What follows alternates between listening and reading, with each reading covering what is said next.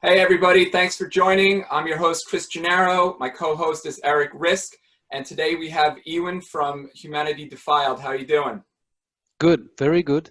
Okay, cool. So I think Healthy. we got a lot of stuff. Yeah, healthy's important. We got a lot of stuff to talk about. So I think we'll start with sort of the history of your band and how you got started.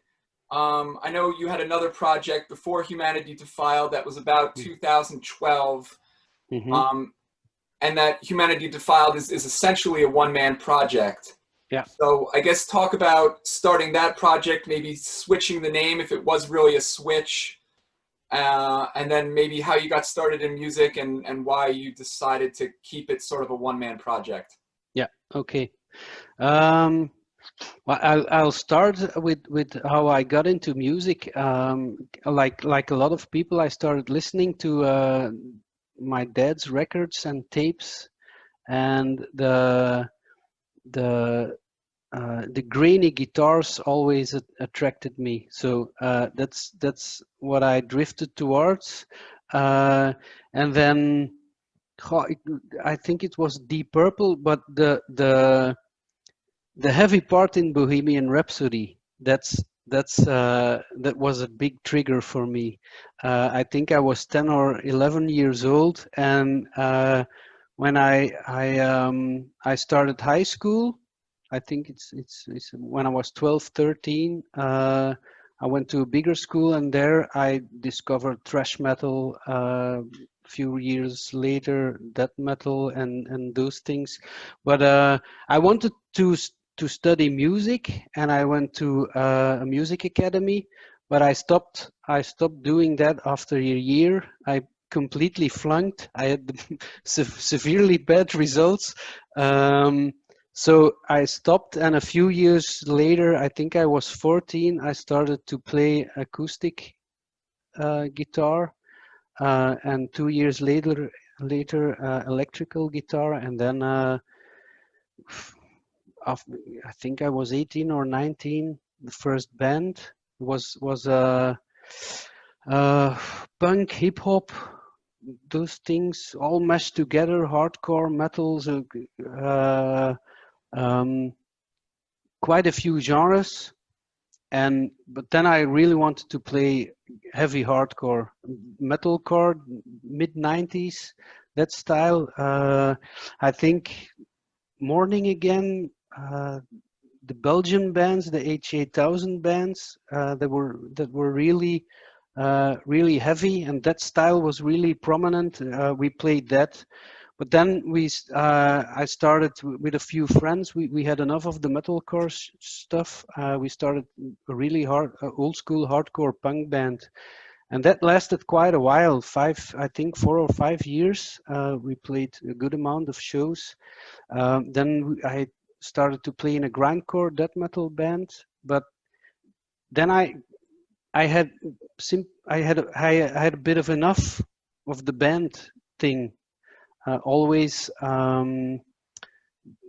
your ideas get reduced by the other band members. They so you have to throw away a lot of stuff and a lot of ideas that don't seem to fit in that band. So when I had the material and the software, I started to record myself. And that first project, Doodsangst, that was trying out literally a lot of stuff. It went black metal, but then I had the idea of doing death metal, one-man band, one-man project, and that became Humanity Defiled. So that's the history in a nutshell. So all the drums are programmed, right? I mean, I listened to those even the earlier Humanity Defiled Mhm. albums, and the drum programming is really extraordinarily good. Um, Yeah, I heard that a lot of people say that they really think I play the drums myself. I wish I could, but I can't. So yeah, I also tend to think, can a drummer play this? Because you have a lot of one-man projects who do drum programming, and they completely go nuts. with the tempos and the tempo shifts, and so I want to keep it natural and natural sounding. So I at the beginning of a recording, I tend to spend a lot of time to make the drums sound really natural. So that's why I think. I think the other people who do drum programming, they don't spend a lot of time honing their sound. Yeah, I mean, I think there's a common phrase that, you know, just because you can doesn't mean you should. Yeah, I think that yeah, sort of like yeah. applies to a lot of that drum stuff. And, you know, there's like a lot of weird noises that you can do that. Hmm. So let's talk about the shift from doing that initial black metal project to Humanity Defiled. Yeah. You know, the albums, they're both definitely metal. They sound a little bit different. So what was it the different in sort of genres a little bit? I mean, I know that Dung Angst is like a little bit more melodic, a little bit more, I don't know if it's black metal, but definitely a little bit more melodic. Hmm. And Humanity Defiled is definitely a little bit more death metal. Yeah, So absolutely. what made you do the switch between the two band names? It's not exactly a switch. It's because I'm still planning to do some recording for the other projects for the Doodsangst stuff Oh, also. cool.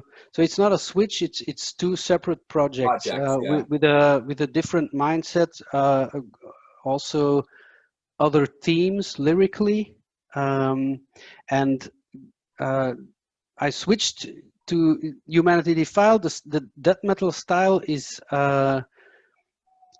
Feels more natural to me to compose. I compose very fluently when I do death metal. Yeah. So I Okay. think that's the reason why the Humanity Defiled output is much larger than the other project. Okay, that makes sense. Let's move and sort of fast forward to your new split.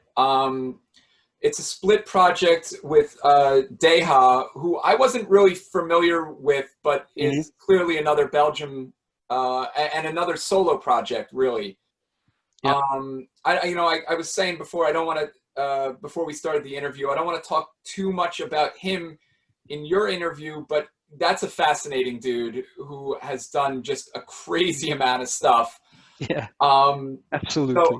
I don't think the split is out yet, right? It's sort of, there's some preview tracks have been released, but Yeah. I don't think it's out yet, right? No, it's February 12th. It's going to release. My songs will be available on the Bandcamp page. You can also order tape and CD on Back from the Grave. Back from the Grave tapes. It's is the full name. So, but also digitally, and my songs will also be available on Spotify.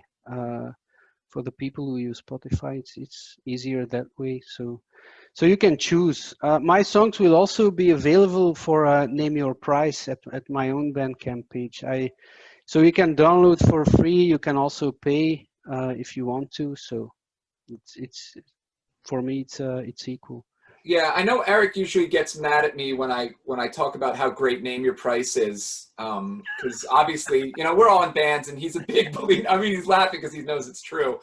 And you know, I mean, obviously, we all think it's really important to support local metal and put your money where your mouth is and all that stuff. But I think it's also important for people to know, like, there's no excuse not to check this stuff out, right? I mean, if you Yeah, can download it now for Name Your Price, and if you listen to it 1,000 times, then you should feel guilty about going and not paying for it. But yeah, um, I think that's a good thing to mention, because I literally think there's just no excuse not to go yeah. and check your stuff out. But there are a lot of, and there are also a decent amount of people who come back and who react to the community stuff I post on Bandcamp, and they immediately buy the new stuff that I put out, even though they haven't heard it. there are a few loyal people from around the world. From Poland, there's one woman, and she's absolutely awesome. She's a clinical psychologist from Hawaii, from Honolulu, and she pays immediately. She buys the new stuff immediately. It's completely, it's awesome. But also there's a South Korean dude, Iceland, Norway, Australia, New Zealand. So if it clicks, they tend to support it. So that's really, really nice. So I know on your Bandcamp page, you gave credit to Back to the Grave for sort of, I think, helping to put together this new split. So I guess talk a little bit about how that came together and maybe your relationship with Deha before, maybe as a fan, and then after, doing the collaboration. Okay, it was initially it was Martijn. That's the guy from the label. It's also a one-man label. Everything is one man. So he also brews his own beer.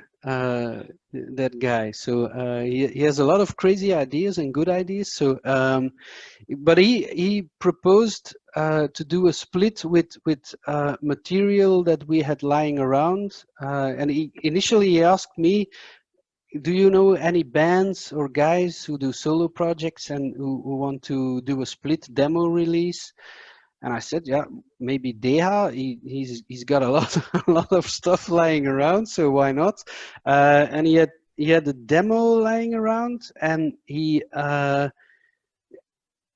put that out on a different tape release, because we said, I came up with the idea, why don't we make songs especially for that split release? And Deha he was going with it, so that was really awesome. And then we recorded each our own songs, but of course Deha, he was he finished really quickly. So he had 4 songs in a week or so.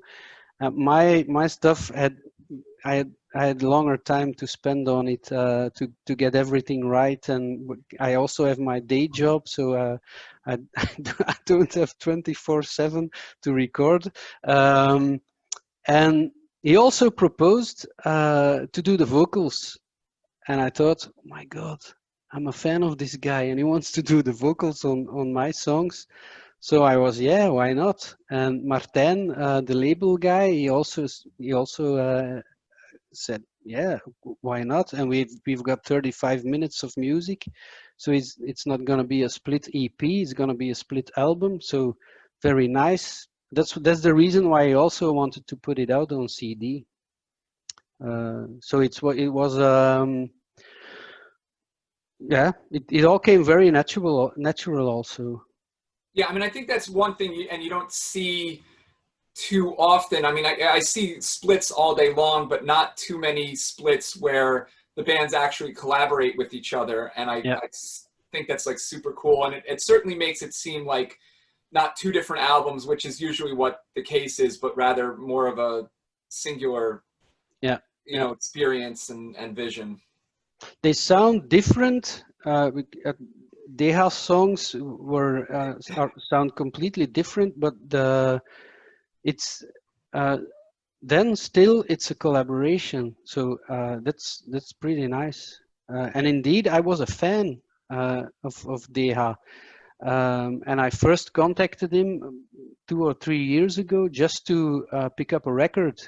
I asked him, is it possible to pick up the record at your home? And he said, yeah, nice. Come along. We'll drink a cup of coffee. We'll listen to music, and you can pick up the record. And then I went along. I went to his house a few more times, and I think it's cemented from then on.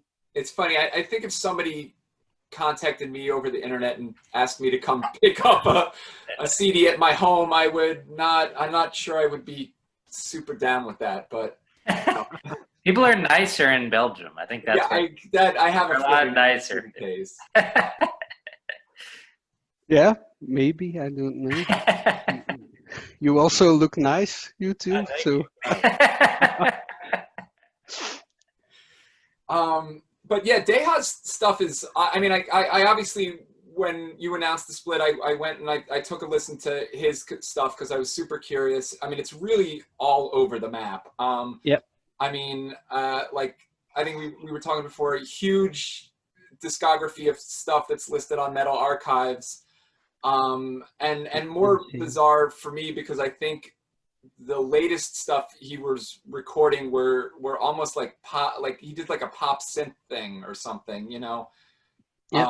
Which I literally was like trying to figure out if I was on the right page because I was like, I don't think this is the same person. Yeah, he does everything. He does pop, he does funeral doom, he does black metal, he does noise, death metal. He also does rap sometimes. So he's and I'm not gonna say that everything is equally good, but the amount of output is literally insane, and there's a lot of good stuff. So I think, of course, because with me, with metal it clicks rather than rap, for instance. And he does a lot of stuff very good. Black metal, funeral doom. The slow albums are really good, and critics from around the world are praising his funeral doom project. So yeah, and he's also he's very dedicated. He doesn't work. It doesn't work brainlessly on music. There's always emotion and soul involved in what he does, and I think that's the reason why it sounds so good. Yeah, in clicking around again, not to talk too much about him, but in clicking around, like some of the stuff really resonated with me. Other stuff, I was like, okay, maybe this is not my thing. Yeah. But you could still tell there was a quality to it, you know, like unlike the shit that my kids turn on the radio when we're driving around. I'm like, oh, like I, you know, like I can't listen to that sometimes. I'm just like, I can't. Okay, so we've talked, you know, because I'm thinking about some of the other bands that we've interviewed, and definitely one of them I'm thinking of started out as a one-man project, and then he picked up like musicians to tour with. So I guess I'm really super interested in whether you have any intentions to ever play out, or what possibly you might be thinking about the future for that aspect, like the live aspect. Yeah, I don't think so. It's the songs I do are, you've got to have really intense musicians to play those songs. Certainly the drummers are have to be highly skilled. So I play in a band. I play in a hardcore. It's a combination between hardcore and Swedish death metals, metalcore stuff. So and the band members also said we can do the short fast songs on Humanity Defiled albums, the real punky sounding ones, because there's sometimes there's a hardcore influence too. So maybe with that band, but we've got our own songs. So we can't rehearse right now because of the pandemic here also. But the goal is to kereate own songs and play them live. Maybe what's the name of that band? For Burned. Burned. Yep, with the 2 X's. So it's a straight edge band. Okay. Yeah. Interesting.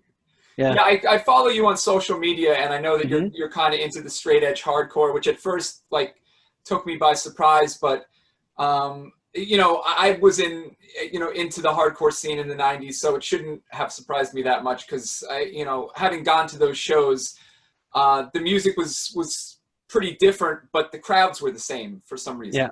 Yeah. Okay. Yeah. You'd always see the same faces at the metal crowds as the hardcore shows, and vice versa. So Yeah. those. Yeah. You saw Judge. You told me you saw Judge. Yeah, I've Man. seen, and the metal shows were a lot like this too, but like those shows all had 10 bands. So if you saw 10 shows and, you'd probably have seen 100 bands between them, and, a lot of the same bands 5 and 6 times. So yeah, okay. Yeah, if a band played hardcore or even metal in the 90s, I saw them several times probably, and obviously Nice. New York is a big hub for tours to come in. Yeah. And then I got old and tired. I've seen one notable straight edge hardcore band, Earth Crisis. Okay. Yeah. Okay. I've never seen them. Yeah. Earth Crisis. Actually, No. In Florida, actually, it was weird. Yeah. Okay. I'm from Florida. Yeah. Oh, okay. Yeah, okay. yeah. But, I mean, I'm in New York now, but yeah. So, we usually put all the links down at the bottom of the interviews, so people can check that out. I'll be in touch so we can get and make sure that I'm getting all those links. But I do think it's a cool idea if, even though that band is clearly a different genre, maybe, I always think it's nice when bands can throw in a couple extra songs that, are maybe a little bit more special. And like I'm thinking of going to see, like when I saw Soulfly, and he would do some, some Nail Bomb tunes he would throw in there, and it was like, oh shit, there's a Nail Bomb song that's really super cool, and not so, I definitely think that's definitely a cool thing that I think people would. So how often were you playing out with that band? We haven't played yet. It's kind of an old new band. We had a band, and the bass player left. The band's name was Still Nothing, and that band has a demo out. Had a demo. We played 2 times, but we also have pretty much a lot of work with our day jobs. So, and I'm living in a different area in Belgium than the other guys, so it's far for me to drive to. So rehearsals aren't easy, but we played 2 times with that band, and it's basically the same 3 members, but with an additional guitarist and a new bass player, but with a new name. But we still have to write some songs, record those songs, and then we'll be ready to play live. So I don't know when we can rehearse in the future. I think it will be. We'll have to wait till spring or summer to have decent rehearsals. Yeah, I know. I like had concert tickets for last April. They got pushed to this April. Last year, I thought, damn, that's a long way away. Now that it's it's January, I'm like, yeah, that's still not gonna happen. No. And I think we all sort of saw what SARS did, and where that sort of burnt out and became like a non-story after a while. And I think everybody was crossing their fingers this would be the same thing, and clearly it's not. No, absolutely not. But the long-term plan for that other project is to play shows. Yeah, sure. Yeah, the other members are also in other bands, so they also have those rehearsals. Luckily for me, it's just one band. I wouldn't have the time for 2 or 3 bands to play in, because I also want my own time to record the solo stuff. Cool. And what other stuff outside of music? What other stuff are you into? I know you've made some posts about mountain biking and other things. Yeah, I mountain bike myself, but I'm really an amateur, so I don't do a lot of stunts like my sons do. But the two sons are mountain biking. They do mountain biking competition. So Oh, cool. the youngest one is his first season now, and the oldest son is going to start his fourth year in competition. Yeah. So we have to drive around also quite a bit for those for these competitions. Cool. And I guess what do you see for the future of? I mean, obviously we talked about the live shows. You know, writing some new stuff for the split that's just coming out, so that's got to be exciting. What are you thinking for the future of Humanity Defiled? Like, you know, into next year and the year after that. I don't think about it. That's the thing. I I really record. Um, I start to record when the time is right or when the feeling is when there, for instance, when there's a lot of stress or anger or mourning, sadness, peaks of those emotions, then I start to record. So I'm not planning ahead. Sometimes I've got one silly idea for a riff and I record it, and then if all goes fluently, I'll have a song in 2 or 3 hours. So I really I record like a maniac. I don't plan ahead. I don't write my songs, so it's all coming out in one big blur. I guess that's the beauty of having a one-man project, because Yeah, sure. If you're in a band, that's not possible. Because I started to record the third song on the split, my third song.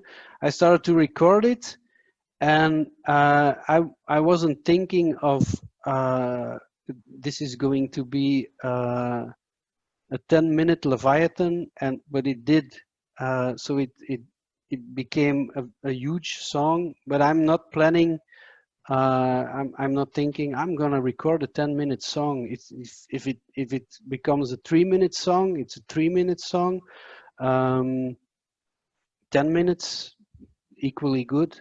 So I don't have to explain myself to band members or labels, or I do my stuff, and if I think it sounds good, I'll put it online. So it's also the first time I work together with a label. Um, the other times I just put my music out and see what happens. The first Humanity Defiled album in 2013, I didn't know what to think because I was ambitious, but I didn't think it would click with such an amount of people. I don't want to say I've got thousands of fans. That's not the case, but the the the really mind-blowing moment for that album was when I got an email from Decibel magazine in the States. They wanted to do an interview, and the guy who did the interview, he also put out a book this year or last year about US black metal. Okay. Um, the guy who wrote that book did the interview and a review, or he did two interviews in 2013 and 2015.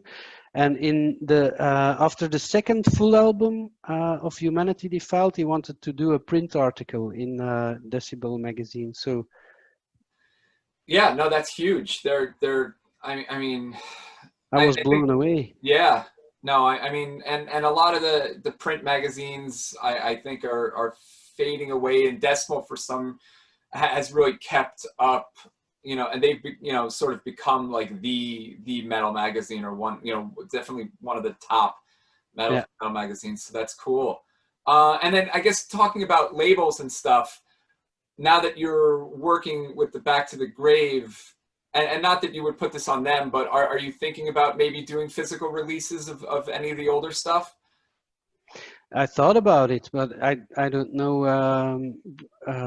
how how I can accomplish that. The ultimate dream is to have the first two albums and the EP and the songs from the split on vinyl. That would be awesome. So, but I don't know. I don't have to. Then I have to mail trillion labels to ask nicely, can you put my stuff out? I don't know. It's realistic. Right, but you're definitely open to receiving offers from labels, obviously. Yeah, yeah, of course, sure. Yep. Cool, and maybe some some splits, some additional split albums would be something that Yeah. would be an angle for that. Yeah, that would be cool. So sure. Okay, Eric, do you got anything? I mean, we're sort of getting at time-ish. I just say it sounds like the scene in Belgium is very rich and a lot of stuff going on. Like, is that like what would you say about the metal scene in Belgium? Pre-pandemic, of course. Yeah, pre-pandemic, of course. But during the pandemic, also, I think a lot of artists started recording new stuff because there was no time to play shows. There's a lot of things going on. I tend to follow the metal scene, the hardcore scene also. I still go to hardcore shows when I have the chance. So there's a good amount of decent old school hardcore bands in Belgium. Like one of the bands I really love to listen to is Animal Club. There's also a band called Hamers, and a few other bands also. They really sound aggressive and yeah, old school style. So I tend to follow that, but also the metal scene is having a lot of new promising bands. I think the most promising death metal band in Belgium is Carnation. They already have two decent full albums out, and they also toured. They already went to Japan, I think, to play a festival there, and also Mexico, I think. Mexico, they also went to tour, and of course, Aborted is a very known band. There's one I discovered yesterday is Sartramus. Sartramus. I'm just laughing because I mispronounce all of these things, and like Yeah, I'm just yeah. thinking of how, like I said, we put the links in the description, and I'll do that for I think it would be cool for people to check out all those Belgian bands, but that's one you'll definitely have to send me because there's no way I'm going to be able to spell that. Yeah, okay. Yeah. I'll send it for sure. Maybe some other bands also, Yeah, because there's a lot of good stuff going on. Cool. Yep. So say that name one more time. Sartramus. Oh, yeah. Sartramus. I don't know what it means, but they've got one song, and it's really blazing. It's at the Gate style, but it's really fast. It's also really melodic. There's another band, and I've been listening to that song also quite a few times. Bark. B-A-R-K, Bark, and the song is called Mass Lobotomy. It's about fake news and the social media stuff. Yeah. Well, very current. Very current, yeah. Yeah. But anyway, Iwein, I guess we'll wrap it up. We're sort of out of time. Unless you have anything else to plug, I mean. Thank you for the interview. Yeah, I really appreciate you taking the time. I know there's like a big time difference, so it took me and Eric and you, even though we're only 3 people, to figure out when we could do it where you're not asleep or we're not, at work and stuff. So I appreciate, the working with us to get a good time, and I'm real glad we were able to chat, and I definitely think that, you know, if you like some of the other bands we've been interviewing, they should definitely check your stuff out, because it's right in line with it.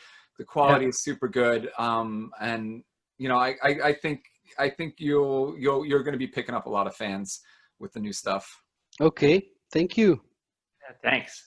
Yeah, Okay. it has been my pleasure to talk to you guys. Yeah, Yeah. thank you. Thanks. Okay. Bye, everybody. Thanks. Yep.